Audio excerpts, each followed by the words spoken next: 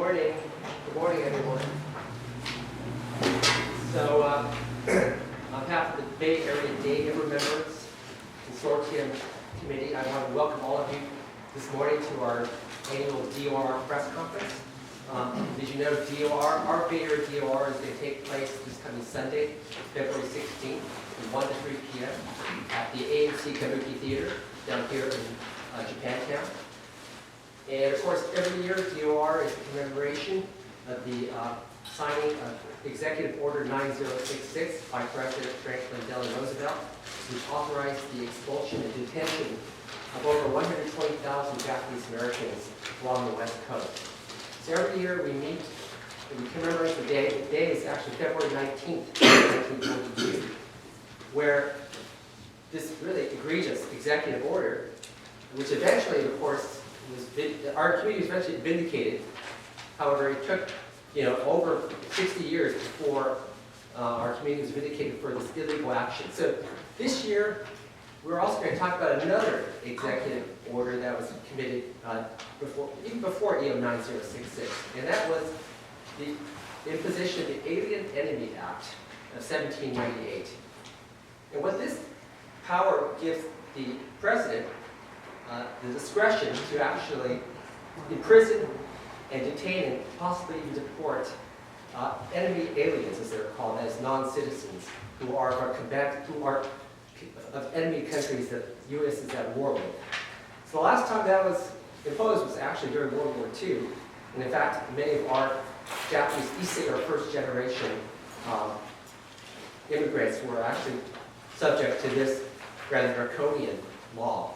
So now, here we are in 2025, and now President Trump is also talking about imposing the very same law, the Alien Enemy Act, to deport and to detain immigrants in America. So we've kind of come full circle again, and that's why it's very important, and that's what the Day of Remembrance is all about, to remember what happened to our community, and so that these kind of egregious actions, executive orders, do not happen again. And in fact, we believe that the Alien Enemy Act should be abolished. So today here we have a distinguished panel of some survivors who will talk about the effect of this imposition, the Alien Enemy Act, to their parents, so that we can all sort of understand what happened in 1941, was wrong in 1941, and it's wrong in 2025. So with that, I'd like to introduce our panelists. First, from left to right, I'd like to introduce Mike Ishii, who's the keynote speaker, actually, of this year's Bay Area Day of Remembrance. And he's the executive director of Suitor for Solidarity, which is an organization composed of Japanese American concentration camp survivors, their descendants, and allies that formed during the first Trump administration to oppose immigrant detention. Mike's family is incarcerated at the Minadoka concentration camp in Idaho. Next, we have Saguro Fukuda, a survivor at Amachi, Colorado American concentration camp, in Crystal City, Texas. At 7 years old, he actually witnessed the FBI arrest of his father, who was a minister here at Hongkong Church in San Francisco, on December 7, 1941. Next, we have Flora Ninomiya, a survivor at Amachi, Colorado American concentration camp, whose father, a Richmond, California nursery owner, was also taken from the family, just as they were forced to leave Livingston, California for Amachi concentration camp. She was separated from her father until the war ended.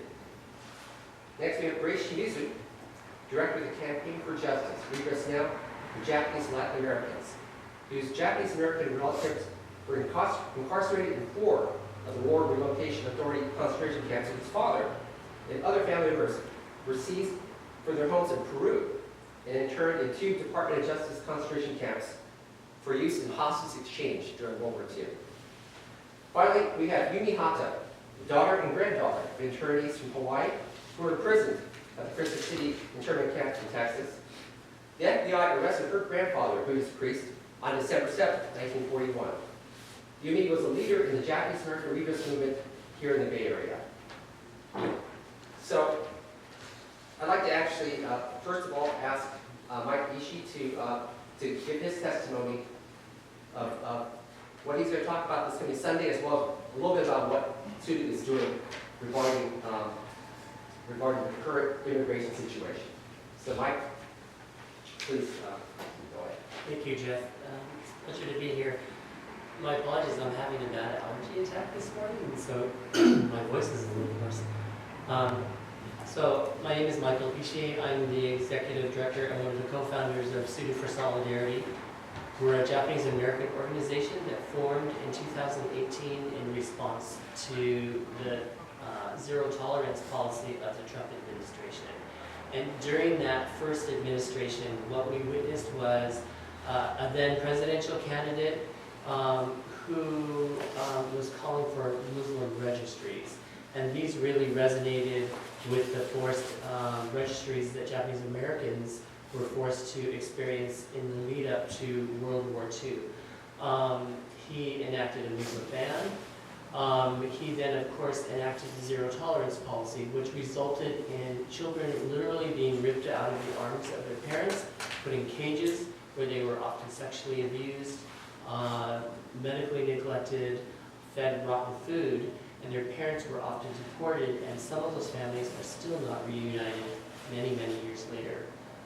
Fast forward to this past year's election, and we have a candidate, once again, who was running on hate and actually using the template of Japanese American wartime forced removal and mass incarceration as a talking point for getting elected. And so in the days since he has taken office, he has signed a flurry of executive orders that are actually endangering the civil society. And we're on the precipice of a human disaster of monumental proportions. And this is why. Because the Alien Enemies Act actually is a precedent that was used during World War II to round up Japanese American immigrants. And Jeff sort of spoke about the justification, legal justifications that they used.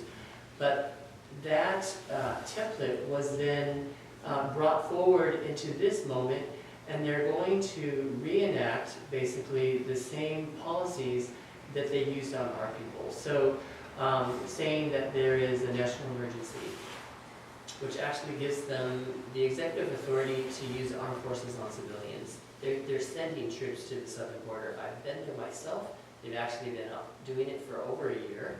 Texas was initiating that, and now the federal government is cooperating with Texas in creating a national emergency war zone. There actually is no real emergency there, and the local communities there are very upset that they're being sort of set up as the pretext for this national emergency, and thousands of National Guardsmen and soldiers being sent there. The Alien Enemies Act is also setting the precedent for forced removals once again. So over 120,000 Japanese Americans and immigrants were forcibly rounded up by the United States government during World War II.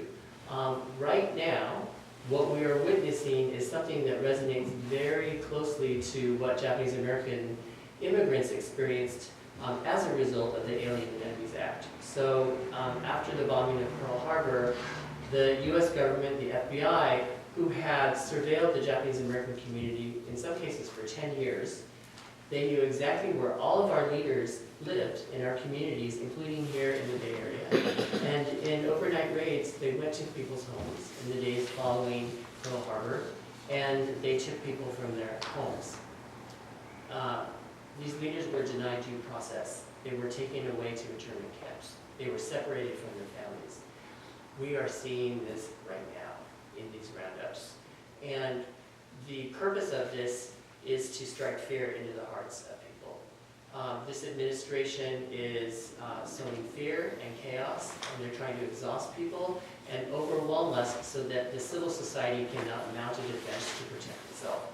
And so this is a time when it's very important for us to come together and actually resist them, both individually but collectively as communities. I'll just share with you some of the things that are going on right now. So the United States has the largest detention prison system for immigrants in the world, in the history of the world. And they are massively expanding this system right now. There are over 200 detention sites. They are now opening mass congregate sites similar to the Japanese American wartime sites. The first one will open in Aurora, Colorado. Guantanamo is being repurposed as an immigration detention site with a potential of 30,000 beds. This is potentially going to be the largest U.S. concentration camp in our history. We have to come together. And so in the Bay Area, on March 23rd, Japanese American organizations and community members are going to be coming together to meet and organize and mount our community defense. Sanctuary cities are under attack right now. San Francisco is a sanctuary city, and so we need to stand up together and protect immigrants in our community. Hate doesn't win here. Love, support, solidarity, united front wins. Thank you very much, Mike. Now I'll introduce Simon Fukuda. I'd like to express the experiences that my family endured during World War II. My name is Saburo Fukuda. I was born in San Francisco in 1934, and I grew up along with my 6 siblings. My father was a minister. He founded the San Francisco Concord Church in 1930 after immigrating from Japan. His mission was to provide spiritual guidance to the Japanese American community. On the night of December 7th, 1941, it was a turning point in our lives. While my father was delivering a sermon in the San Jose Concord Church, he was abruptly arrested by the FBI. I witnessed this event. I was 7 years old, and I became, aware of the magnitude of this event. Like many Japanese immigrants and community leaders, my father was labeled as an enemy alien and sent to various prisons across the country. His sudden absence left my family in turmoil, with no knowledge of where he was or what lied ahead. In April of 1942, like many thousands of other Japanese Americans, we were forcefully relocated to internment camps.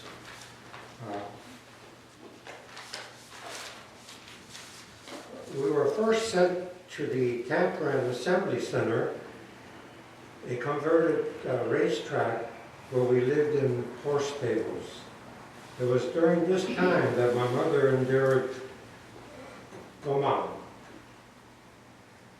in the spirit of enduring the seemingly unbearable and with patience and dignity. It gave birth to my youngest brother in camp. After several months, we were moved to Topaz relocation camp in Utah. The harsh desert climate and the cramped living condition tested anyone's resolve. My mother bore the brunt of the burden, raising a large family in a single barrack unit with no facilities. In February of 1944, finally, we were reunited with my father at the U.S. Family Internment Camp in Crystal City, Texas.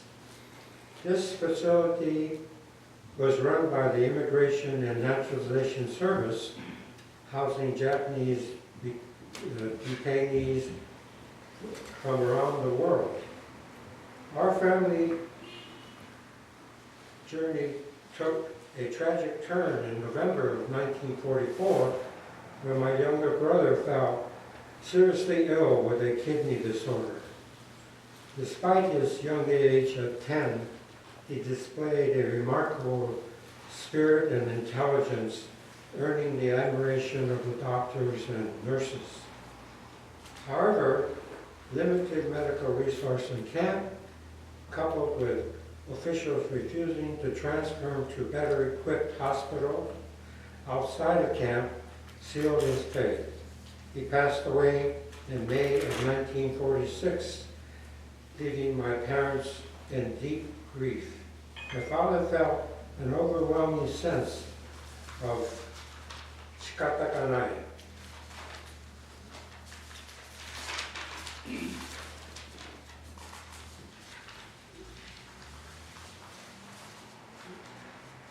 In his sorrow, my father found purpose.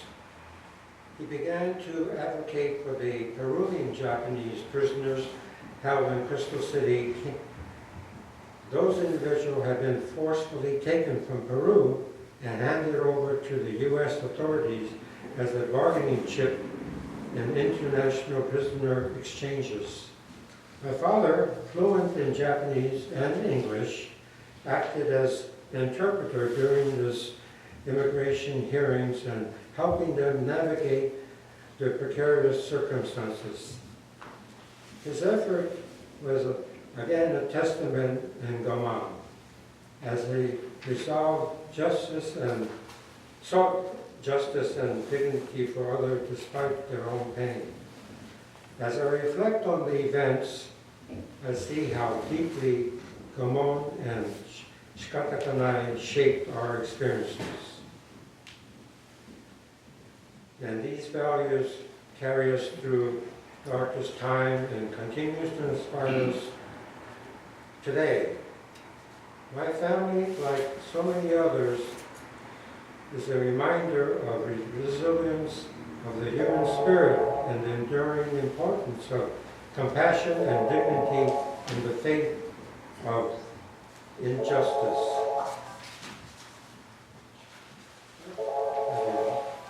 Thank you very much, Salvador. Our next panelist is Flora Niamia.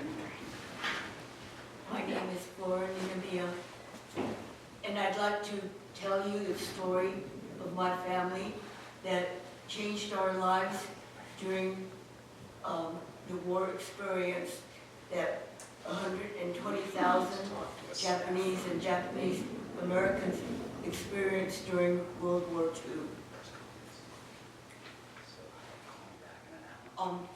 In early February, my father, an Issei from Japan, was arrested by the FBI. At that time, Richmond was a war defense area because of the Kaiser ships that were being built in Richmond. All the Isseis had to leave the Richmond area in early February.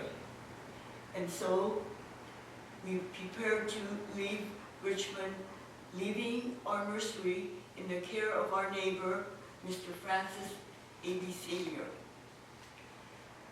On that very day that we were leaving to go to Livingston, where my mother's family had relatives, my father was suddenly arrested by the FBI.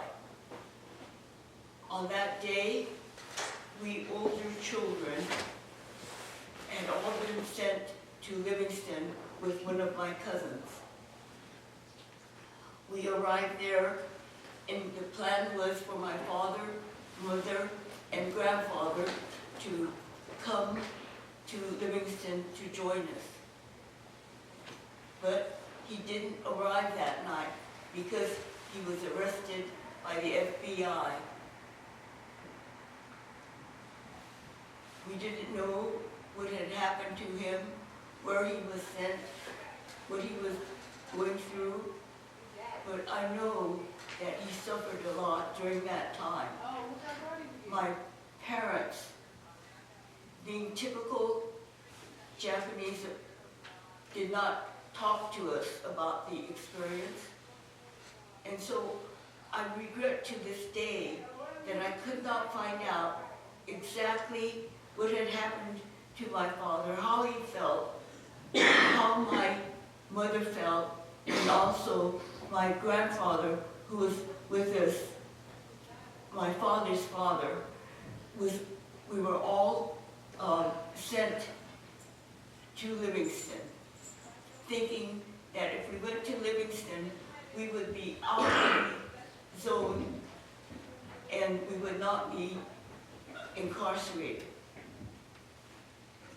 So we started living in a worker's house because there was no other housing available.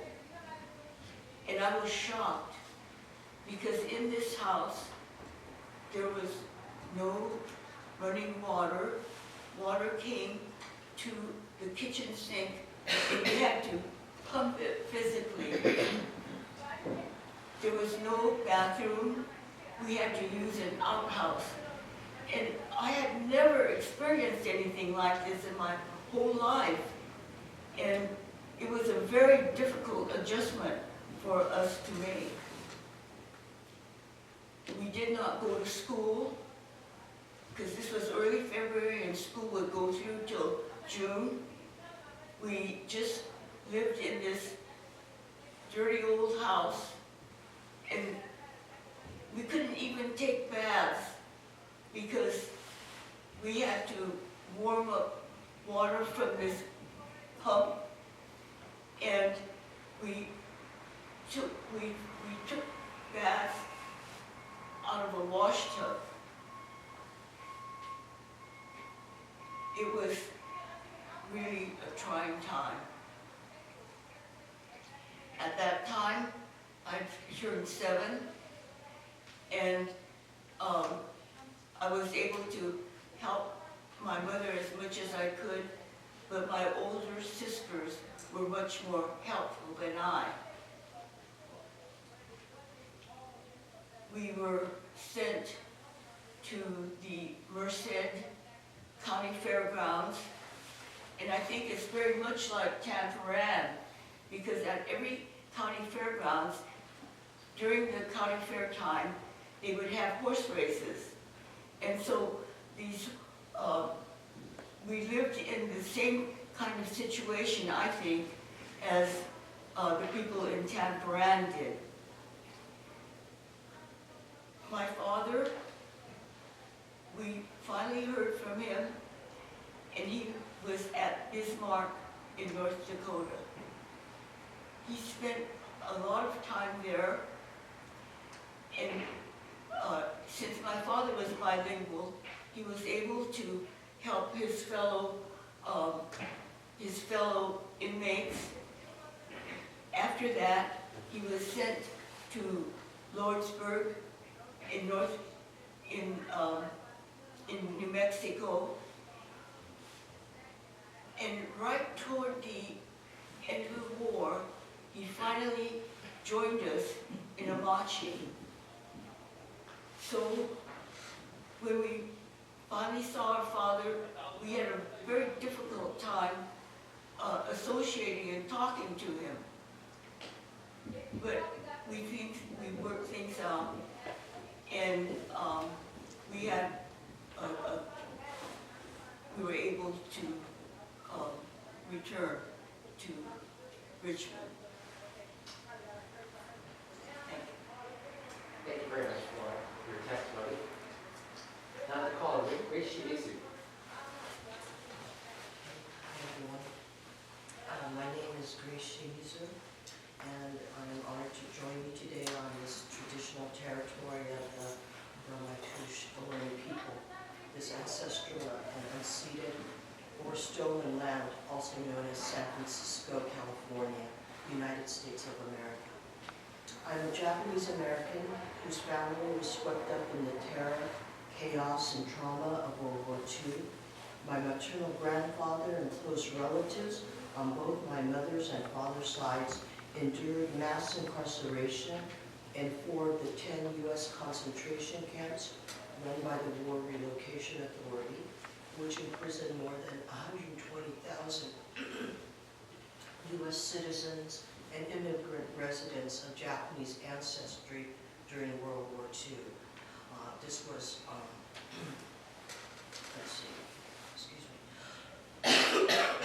This was Amachi in Colorado, Park Mountain in Wyoming, Jerome in Arkansas, and Tule Lake, California. I also have family members who were interned in 2 of over 60 concentration camps and detention centers run by the Department of Justice and U.S. Army, which imprisoned over 31,000 immigrant residents and citizens of Japanese, German, Italian, and Jewish ancestry in the U.S. and from 18 Latin American countries. My father and other relatives were among the over 2,200 men, women, and children kidnapped from 13 Latin American countries. My father was a Japanese immigrant resident who was seized from his home in Peru and interned in a Department of Justice camp in Texas at Crystal City under the U.S. Latin American Extraordinary Rendition and Hostage Exchange programs during World War II. My father and his first wife, his brother, and sister-in-law and their children were seized from their home in Peru, transported over international borders, classified as illegal aliens upon entry into the U.S., and interned in the Department of Justice multinational family concentration camp at Crystal City without charge and for indefinite duration. My father's first wife died in the camp due to the trauma of this ordeal and lack of adequate medical care. His younger cousin was interned in Santa Fe, New Mexico camp and was used in the second hostage exchange. At war's end, my uncle and his family were denied the right to return to Peru and were deported to war-devastated Japan under U.S. military occupation. They managed to reunite with my grandmother and other family members in Hiroshima, surviving in the aftermath of the atomic bomb. My father was released on parole from camp under the sponsorship of Japanese American relatives living in Northern California. His hope was to reunite with family members remaining in Peru, but was never able to do so. He eventually remarried and started a family with my mother in Berkeley, California. In the 1950s, with changes in the immigration laws, he was allowed to change his status from illegal alien to a legal permanent resident. I serve as the director of the Japanese Peruvian Oral History Project and the Campaign for Justice, Redress Now for Japanese Latin Americans. In addition to our work to document and preserve the wartime history of our families and to educate the public, we have also been waging a struggle for justice for over 3/4 of a century, beginning in the concentration camps to hold the Geneva Conventions and its protections of civilians during wartime. We pursued 5 lawsuits and 2 pieces of failed legislation, but the U.S. government has persistently denied proper redress for the human rights violations perpetrated against our families. So we took our case to the Inter-American Commission on Human Rights, which serves as a venue of last resort for redress of human rights violations in the Americas. In 2020, this commission published its groundbreaking decision that the U.S. government owes meaningful, material, and moral redress to the Japanese Latin Americans for long-standing violations of human rights. It underscored that the principles of equality before the law, equal protection, and non-discrimination are among the most basic human rights, and that equal protection of the law applies to nationals and aliens alike. And the U.S. government has the duty to uphold our right to redress and an obligation to provide redress and reparations for wrongs that have occurred, even if they occurred a long time in the past. This year, 2025, marks the 6th year that the U.S. government has refused to comply with international law. It continues to act with impunity with its failure to provide proper reparation.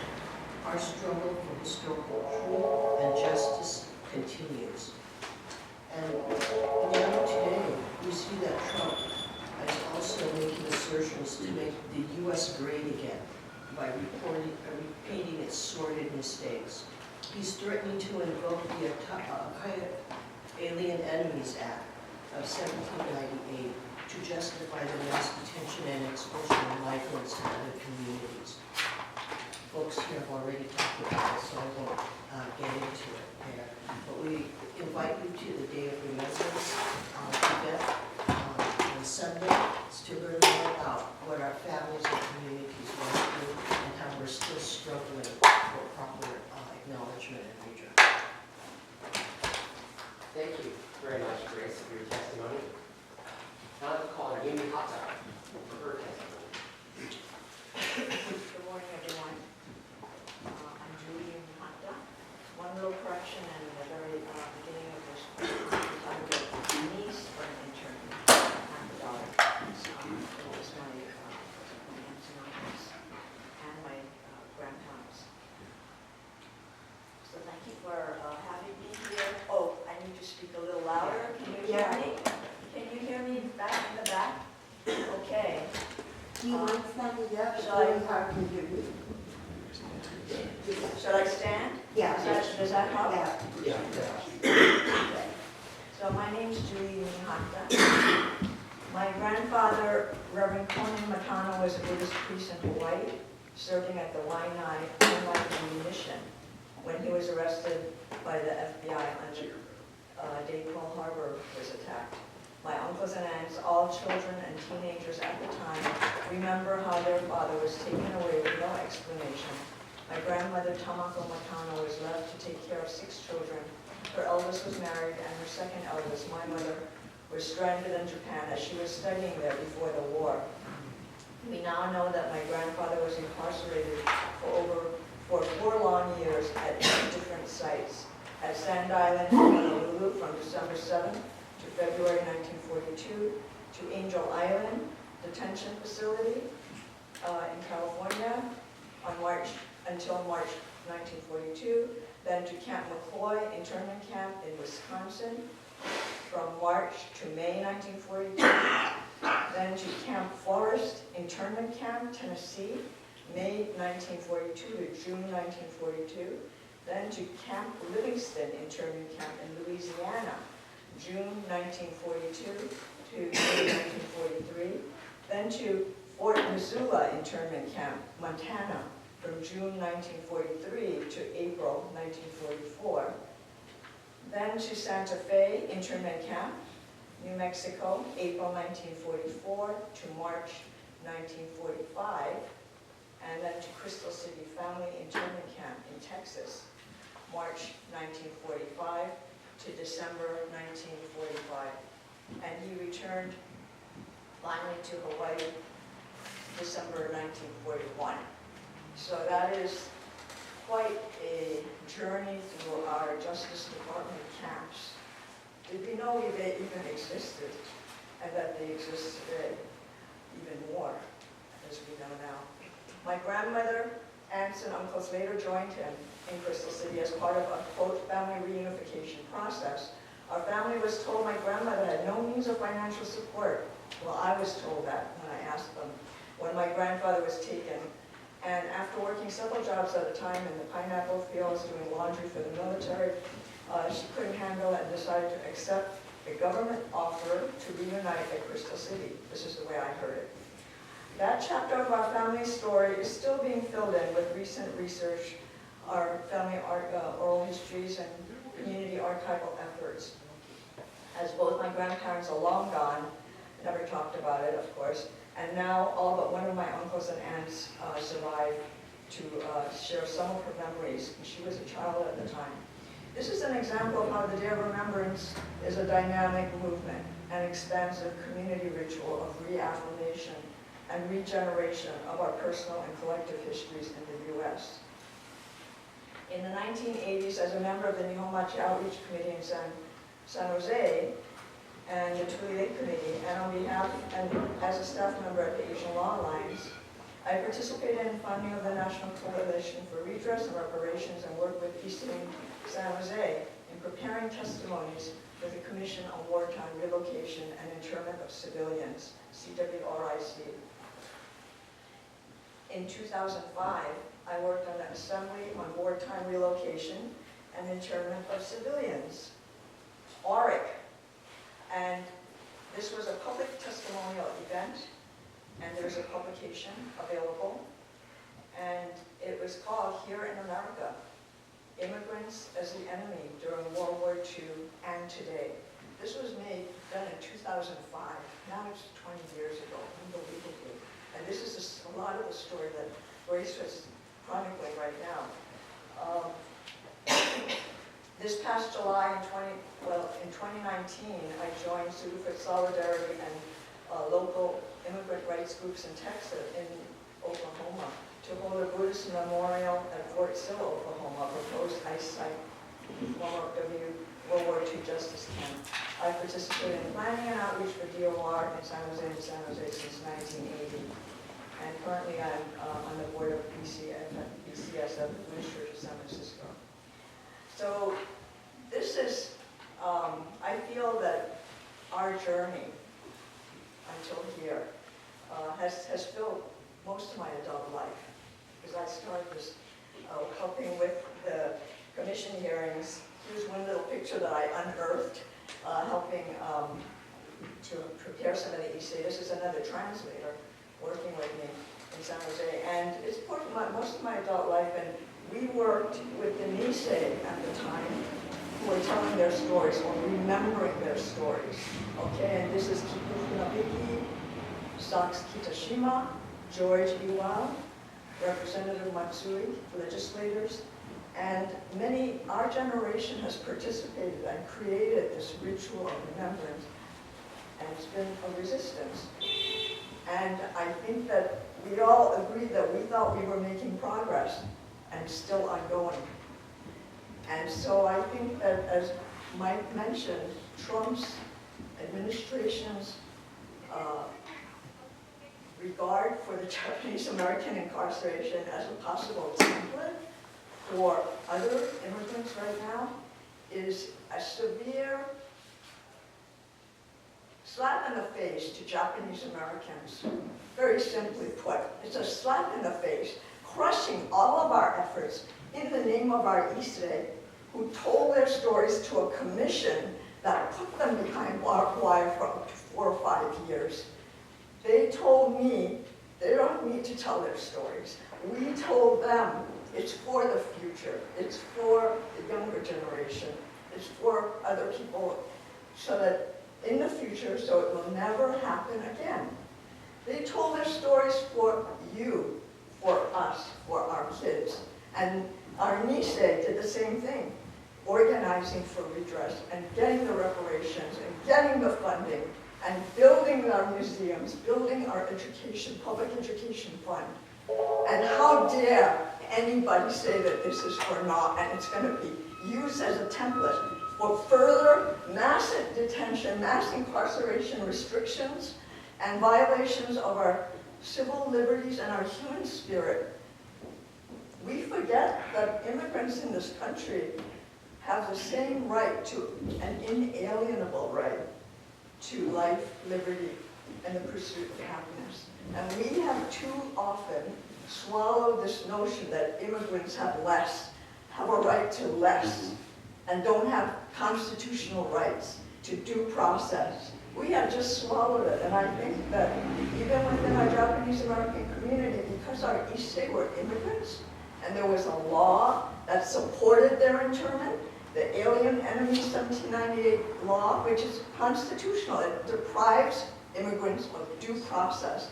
So we need to repeal that. Let's not continue to build on an illegal law and allow it to cause further havoc with our democracy. So we are a template for resistance, for self-dignity, for dignity, preserving our dignity, our true stories, and for being in solidarity with everyone else here today in our under attack. So thank you for being here, and we are part of the ongoing movement for truth and democracy. And let us be there for everybody, and let us get stronger in the process. Thank you.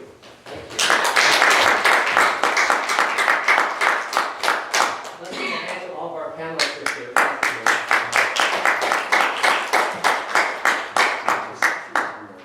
Well, I don't think I need to say anything else. I mean, I look at Yumi's t-shirt there, "Stop Repeating History." This is what we're trying to do here, basically. So at this point in time, I'd like to ask if there are any questions from the press to the panelists. We have a couple minutes for that. Yes. I don't know if this is related or not, but I know that there is some efforts right now underway in this certificate process for former residents of Japantown who were forced to leave due to internment and other displacement. I just wanted to know if any of you were involved in that, if there was an update on the progress of that. I think this is a certificate for preference, Oh. housing, Is that unrelated? Well, that's not, well, I mean, that's another sort of issue, certainly. Yeah. But that's not really related directly anyway to this situation. We're talking about the wartime internment of Japanese Americans. That happened, of course, for redevelopment. That was more of an issue in the 60s and 70s here. So that's where that issue is in. And you know, that's an ongoing issue, but I think that's not directly related to what we're talking about here. All right, thank you for clarifying, I appreciate it. Any other questions or comments from the audience, or? I was hoping for you could share with people how your mother struggled to get your father out of the cats. You were telling me about her, you know. I mean, she didn't share, but you saw what she was doing late at night and things like that. Her letter writing and things Well, like that. When we were in camp, my mother was continually writing letters to the Department of Justice asking that my father be released and joining us in Amachi. Finally, the Department of Justice said to my mother, okay, we will release you and your whole family if you will agree to go to Crystal City Camp, and at the end of the war, you will be sent with your family to Japan. How could my mother accept that? My mother, an American citizen. True, she was a Kibe who had spent her earliest years in Japan, but all of her siblings, including herself, were American citizens. How could she agree when all of her children were American citizens? How could she agree when my father had spent, by this time, he had already spent 30 years in the United States and was bilingual and was educated in the American school system? She said no. So whenever this came up again, she just held on to her guns and said, no, I will not go to Japan with my family. And that took a lot of effort, morally, spiritually, for her to say that. But she knew that she did not want to return to Japan.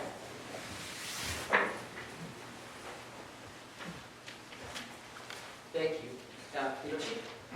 I recall in the past, the day of Remembrance, there was some effort to bring up the possible incarceration of Muslims, and I was wondering, going forward,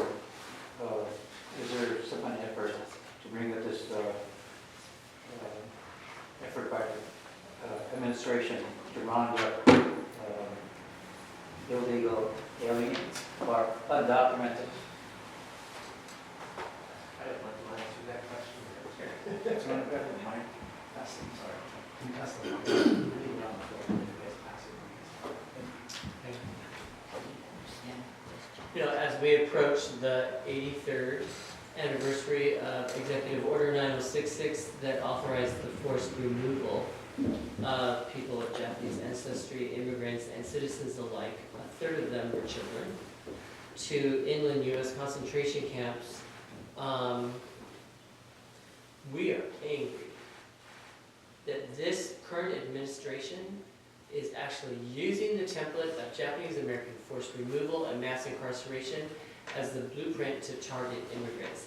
This is a campaign of hate, and it's going to destroy the civil society of this country.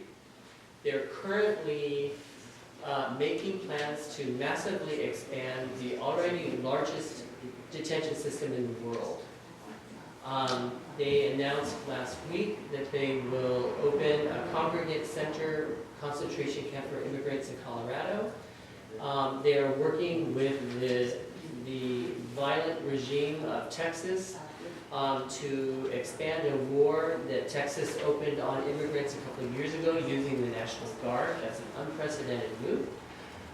Texas has announced that they're volunteering their own land to the federal government to erect new concentration camps for immigrants.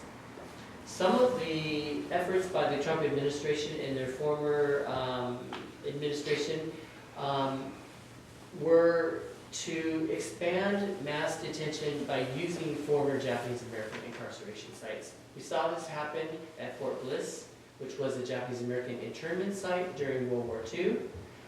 We saw them trying to reuse Fort Sill in Oklahoma, where they wanted to open a concentration camp for 1,600 migrant children. And that's when Japanese Americans went to Oklahoma. We stood in front of the gates of that base and we said, you do not get to repeat history. Never again, not ever again will we allow this to happen. And that's why our community is organizing nationally right now. We are forming a national community defense network.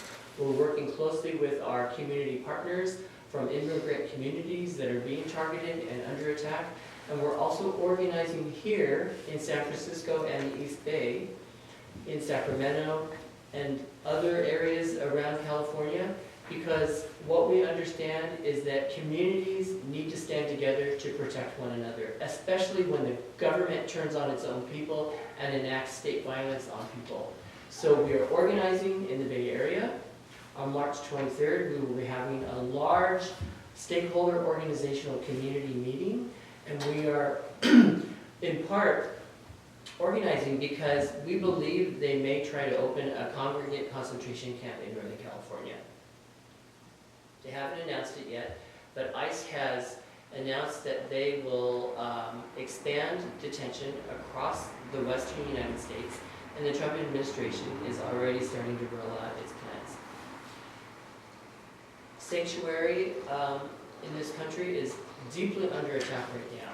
If you remember from the first Trump administration, churches, hospitals, schools were sensitive, sacred sites that even DHS and ICE would not enter.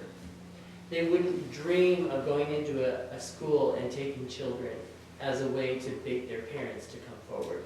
That's just unconscionable. You don't use children that way. Children are sacred, and you don't take them away from their parents and put them in cages and abuse them. This administration has no moral compass. And so in a time when they are trying to overwhelm the resistance, when they are attacking not-for-profits who would fight back against them, when they are threatening municipal governments with federal funds being cut if they resist them, this is the time for everyone to stand up and say, not in my community. We will not replay fascism here. You do not get to go after people and terrify everyone into silence. So if we must, we will go into the streets. If you come for our people, then you come for everybody. You do not get to do this. Stop repeating history. Never again is now.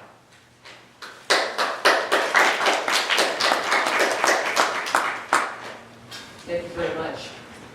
Well, we're to the end of the press conference this morning. Thank you for your attendance. Once again, the 46th Annual Bay Area Day of Remembrance will be taking place this Sunday, February 16th from 1 to 3 p.m. at the AMC Kabuki Theater. We had a chance to learn more. Mike Ishii will be there as our keynote speaker. And so we welcome everyone to come, and I think it's going to be a very wonderful program that we're going to have there. Once again, stop repeating history.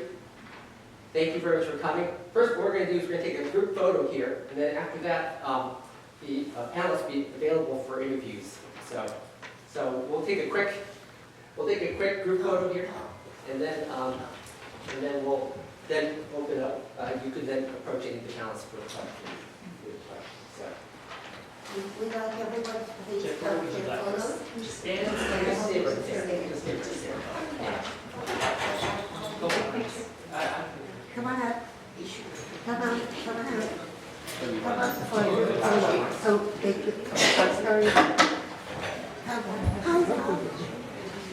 Yeah, you want you to. Come forward, I'll take a photo, so feel free to come forward if you have any interest.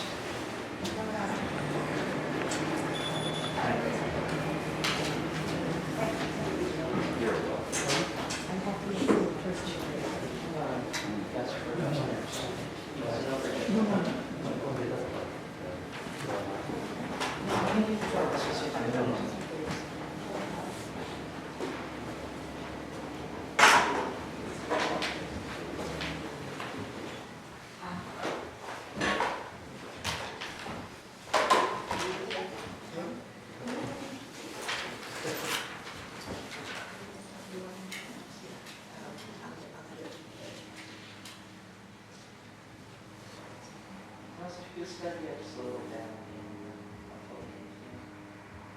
1, 2, 3. 1, 2, 3. 1, 2, 3. And one more just to say thank you all. Thank you very much. Lisa, I want you to tell about what happened to you. What you did some of the things that. Yeah. And if anyone wants to eat like myself or our intern here, now we have water. They want to shop or water.